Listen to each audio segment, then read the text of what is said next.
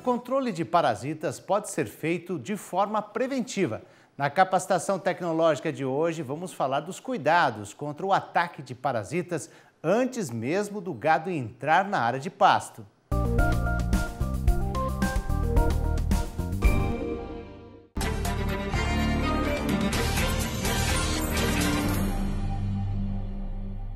Olá pessoal, na aula de hoje nós vamos falar sobre o controle parasitário de bovinos de corte em sistemas de integração lavoura, pecuária e floresta.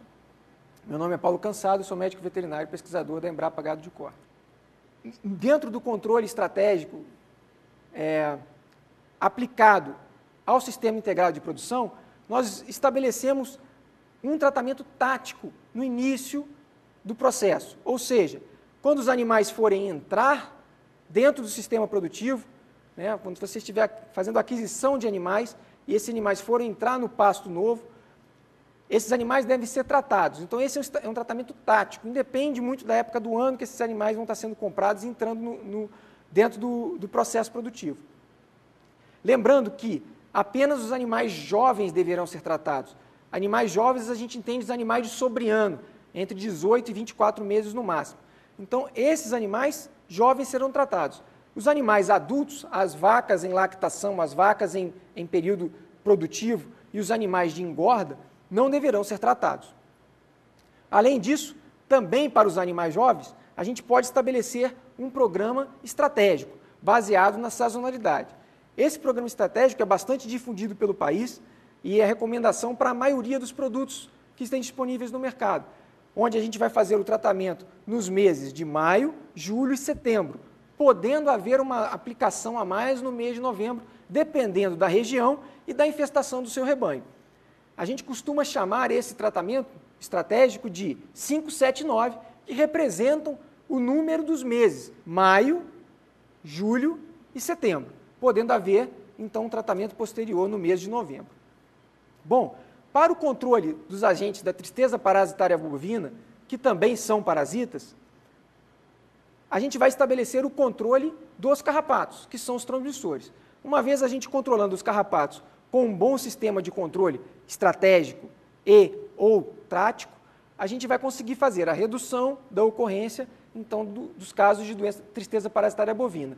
Lembrando que em regiões onde não ocorre carrapatos, do boi, ripicéfalos, micrópolos, a gente deve proceder com a pré-imunização ou vacinação desses animais, para que eles adquiram imunidade e, uma vez o carrapato seja introduzido, não ocorra doença grave. Então, esse é um tratamento preventivo que deve ser empregado sempre nas regiões onde não há ocorrência de carrapatos. Então, só para fazer uma rápida recapitulação do que a gente já apresentou, e lembrando, o controle dos parasitas vai ser sempre baseado na interrupção do seu ciclo de vida.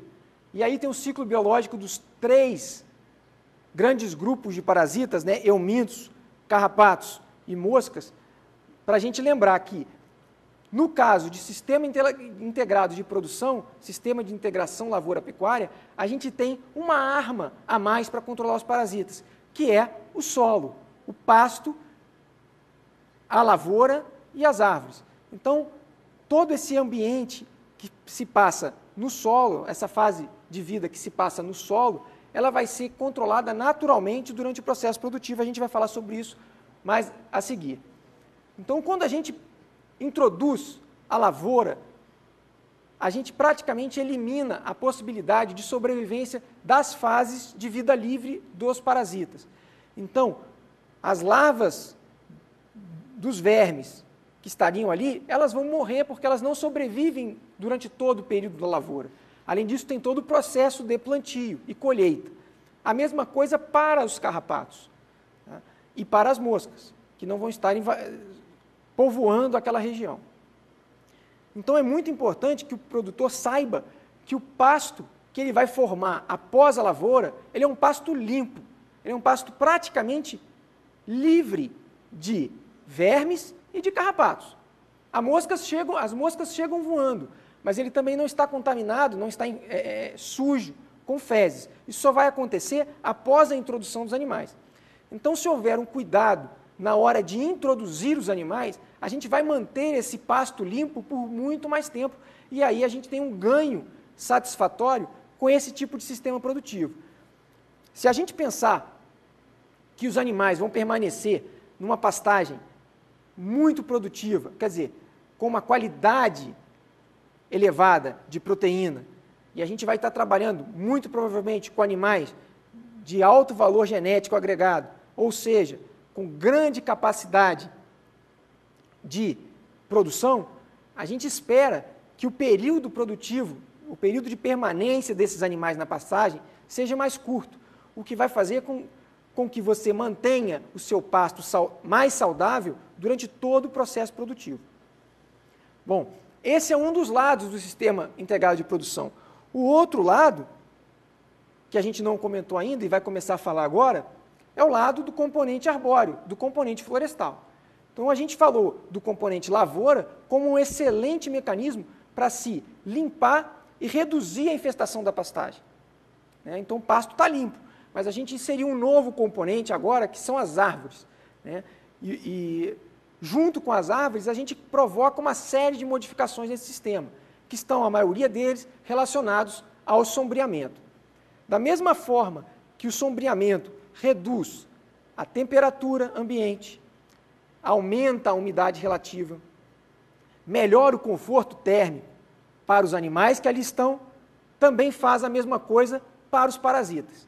Então, o carrapato vai ter um ambiente, teoricamente, mais favorável para ele. Assim também os vermes.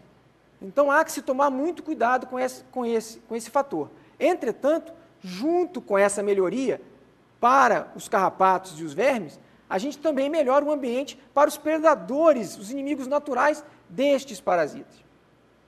Então, apesar da gente ter um possível ponto negativo do sistema de produção com árvores e sombreamento, quando a gente soma todos os fatores envolvidos e inclui nesse sistema os predadores, que a gente pode considerar ali aves, répteis, Tem aves que se alimentam de carrapatos, tem répteis que se alimentam de carrapatos, insetos de diversos coleópteros, que são os besouros, insetos predadores e outros, a gente vai poder, então, fazer um controle muito mais sustentável do processo, com o uso reduzido de inseticida. Então, mesmo com as condições favoráveis, nós vamos ter uma condição melhor de controle do parasita. Assim, a gente pode concluir que, para um controle efetivo, a gente deve fazer a prevenção nos animais que estão entrando no nosso sistema e somar isso a um controle estratégico e tático bem feito após a introdução desses animais. Esses animais eles devem entrar, então, da forma mais saudável possível no nosso sistema. Juntando todas essas informações que a gente passou para vocês, com as informações de produção, de lavoura e de floresta, a gente pode montar, então, um calendário, que é o que vocês estão vendo agora na tabela. Então, essa tabela, na primeira linha, a gente tem o número de meses após o início do processo produtivo, ou seja, quando foram plantadas as árvores do sistema florestal. Então, o mês 1, na primeira linha, que não aparece ali, o mês 1 seria o mês onde a gente tem o plantio das árvores.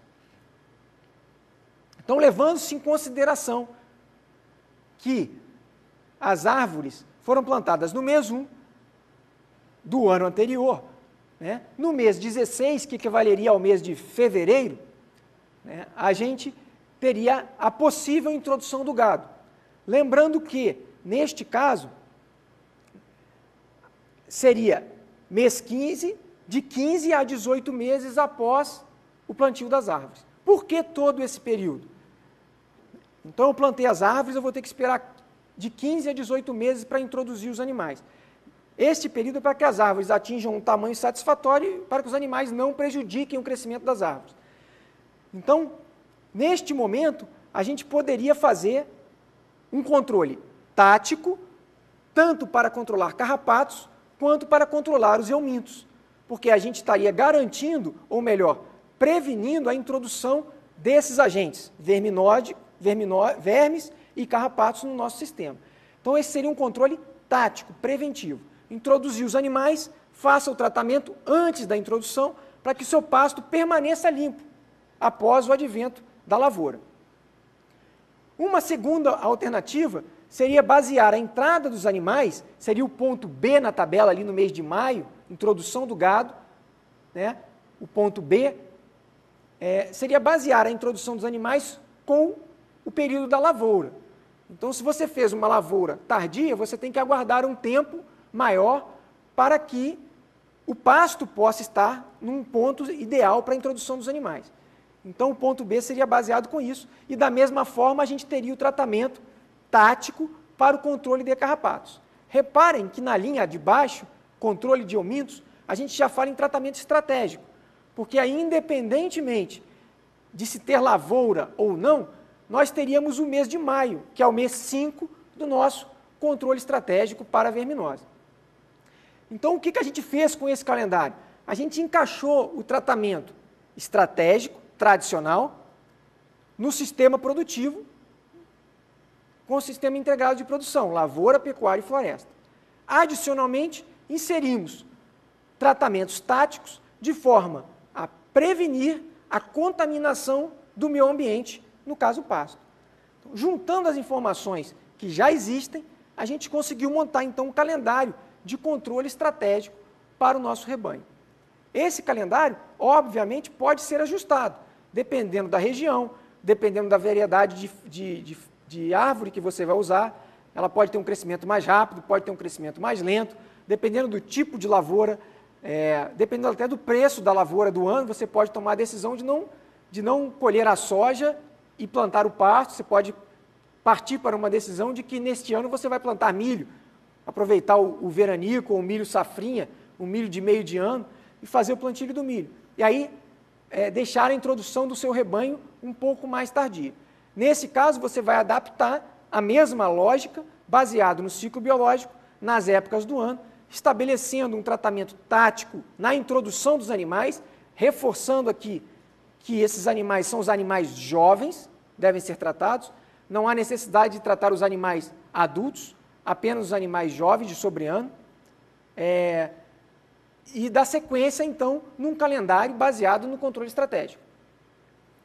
Para finalizar, eu gostaria apenas de esclarecer que a gente não trata os animais adultos por uma questão de, número 1, eles não são altamente infestados por uma defesa natural adquirida ao longo dos anos.